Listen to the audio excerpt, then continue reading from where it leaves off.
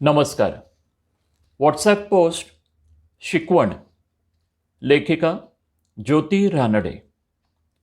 मी लहान असल्यापासून लक्ष्मीबाई आमच्याकडे स्वयंपाकाला होत्या. त्यांचं वय किती होतं मला आठवत नाही, पण आम्ही त्यांना आजी म्हणायचो. आजींच्या हाताला चव होती.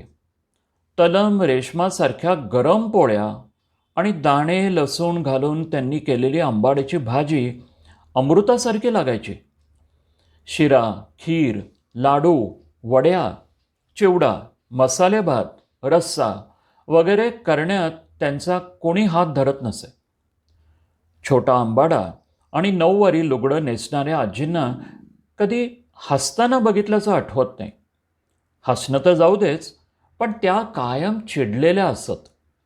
काही बोलायला गेलं की अंगावर खेकसल्यासारख्या बोलत. आईशी त्यातल्या त्यात बऱ्या बोलत. आई त्यांना रोज सकाळी काय स्वयंपाक करायचं सांगत असे, पण आजींनी कधी नीट हो म्हटल्याचं आठवत नाही. न बोलता त्या कामाला लागत. मला त्यांच्याशी बोलायची भीतीच वाटत असे. मी थोडी मोठी झाले तेव्हा आजींची एक गोष्ट मला खटकू लागली.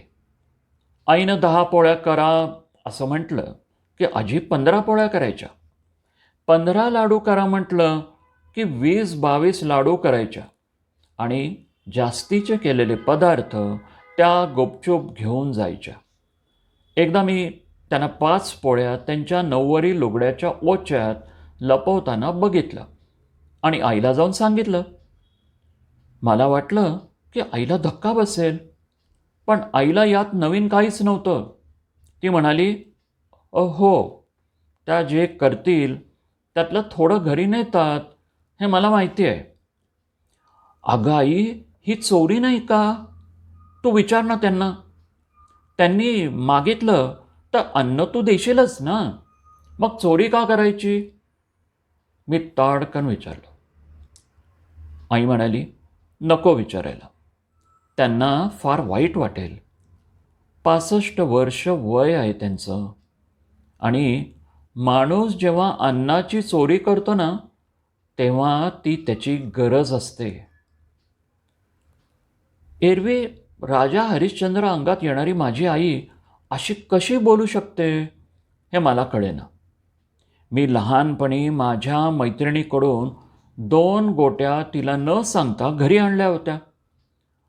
आईनं रात्री 10 वाजता तिच्या लक्षात येताच गाढ झोपलेल्या मला उठवून त्या गोट्या परत देऊन ये असं म्हणून मैत्रिणीच्या घरी पाठवलं होतं. तीच आई आजींचं चोरी करणं काही न झाल्यासारखी बघत होती. मला काही उलगडतच नव्हतं. मी 10वी पास झाल्यावर काही ठिकाणी पेढे द्यायला गेले होते. मनात आलं आजींकडे डोकवावं, म्हणून मी त्यांचं घर शोधत तिथे गेले. आजी मला बघून चमकल्या. ये की गात, ये असं म्हणाल्या. मी पेढे दिले. आमच्या घरातील न सापडणारा गड्डू तिथे टेबलावर ठेवलेला दिसला. आजींच्या चेहऱ्यावरचा राग त्या दिवशी शरमेत बदलला होता. आजींनी लहानसं घर छान ठेवलं होतं. मला रव्याचा लाडू दिला व माझं कौतुक केलं. नंतर माझ्या नजरेला नजर न देता आजी म्हणाल्या, तुझ्या आईचं काय सांगू मी. आईचे अनंत उपकार आहेत माझ्यावर बघ. माझे लहानपणी खाण्याचे फार हाल झाले बघ. तेव्हापासून अन्न दिसलं की थोडं घरी घेऊन यायची सवय लागली मला. वाटायचं घरात काहीच नसेल तर लेकरांना काय खाऊ घालायचं, म्हणून मी तुमच्याकडून काहीतरी जिन्नस घरी घेऊन येऊ लागले. आधीच्या नोकऱ्या केल्या तिथे हा माझा गुण त्यांच्या लक्षात येताच त्याने मला नोकरीवरून काढून टाकला. तुझ्या आईने मात्र बघितलं, पण मला कधीही एका शब्दानं विचारलं नाही बघ. रात्र ज्यांनी अन्नाशिवाय तळमळत काढली ना, ते हाल परत नशिबी नकोत असं वाटायचं. पण हातून पाप घडलं हे मी कबूल करते. त्यांनी त्यांच्या गळ्यातली सोन्याची साखळी काढून माझ्या गळ्यात घातली. ही ही माझी भेट तुझ्या 10वीच्या निकालाची. हं? नाही म्हणू नकोस. आई तुझी भारी हुशार बघ. मला त्या मला त्या मानसोपचार करणाऱ्या तुझ्या बाबांच्या डॉक्टर मित्राकडे, डॉक्टर रॉयकडे तिनं नोकरी लावून दिली. ते डॉक्टर आता माझ्यावर उपचार करतात. मला मला मला उपचाराची जरुरी आहे बघ. मला माहिती आहे. आजीनं डोळे पुसले. मला सोन्याची साखळी घ्यायची नव्हती, पण आजी ऐकेनात. त्या म्हणाल्या, क्लेप्टोमेनिया का का का काय ते म्हणतात ना, त्याच्यासारखं काहीतरी आहे असं म्हणतात. ते ते डॉक्टर पण पैसे घेत नाहीत. कसे फेडू मी तुझ्या आईचे उपकार? कधी कधी एका शब्दानं वहिनी बोलल्या नाहीत मला. मी घरी आले व आईला साखळी दाखवली. आई म्हणाली, आण ती इकडे, मी जपून ठेवते. आजींना कशी परत करायची हे बघेन मी. मी कौतुकानं आईकडे बघितलं. चोरी करणाऱ्या नोकर माणसाला काढून टाकणारे बरेच असतात, पण आईनं आजींचा संसार उद्ध्वस्त होऊ नये म्हणून त्यांना डॉक्टर रॉयकडे त्यांना नोकरी लावून दिली आणि डॉक्टरांना आजीबद्दल काय करता येईल हेही विचारलं, कुठेही वाच्यता न करता. आमच्या घरचं काम झालं की डॉक्टर रॉयकडे जात असत त्या. आई, तू किती चांगली आहेस ग, असं म्हणत मी आईला मिठी मारली. आई माझ्या केसातून हात फिरवत म्हणाली, तुला त्या दिवशी वाटलं ना की आईकडे डबल स्टँडर्ड कसं? कुणाला आवडतं का चोरी करायला?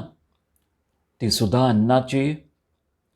मी त्यांना सरळ विचारू शकले असते, पण मला वाटून गेलं की आधी एकदा डॉक्टर रॉयना विचारावं. बाबांचंही हेच मत होतं.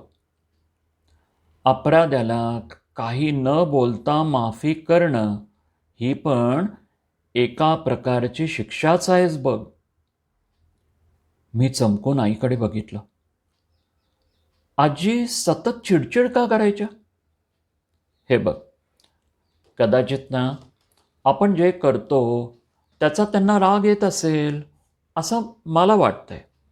एखादी सवय अशी असते की आपलं चुकतंय हे माहिती असूनही ते बदलता येत नाही. अगदी दारू पिणाऱ्या माणसासारखं. म्हणून तर त्याला व्यसन म्हणायचं, आई म्हणाली. मग मग आई, या चेनचं काय करणार आहेस तू? मी कुतूहलानं विचारलं.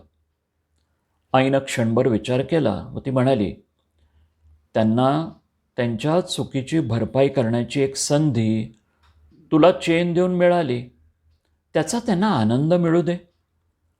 डॉक्टर म्हणाले आहेत की बिहेवियर थेरपीचा आजींना खूप उपयोग होतोय.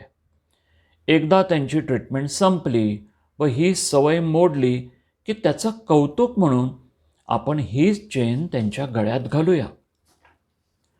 मी आईकडे अभिमानानं बघितलं. 10 वर्षाच्या मला गोट्या परत करण्यासाठी झोपलेली उठवणं जेवढं महत्त्वाचं होतं, तेवढंच आजींना माफ करणं महत्त्वाचं होतं. त्यामुळे चोर हा शिक्का बसून एक व्यक्ती आयुष्यातून उठली नाही.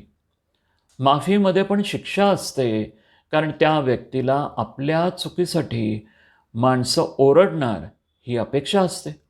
ते घडलं नाही तर अजूनच अपराधी वाटत असावं हे मला हळूहळू कळू लागलं.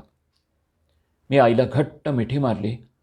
आई गं, तू डॉक्टरांएवढीच उत्तम मानसोपचार तज्ज्ञ आहेस ग. आईनं दिलेली ही शिकवण मला आयुष्यभर उपयोगी पडत आहे.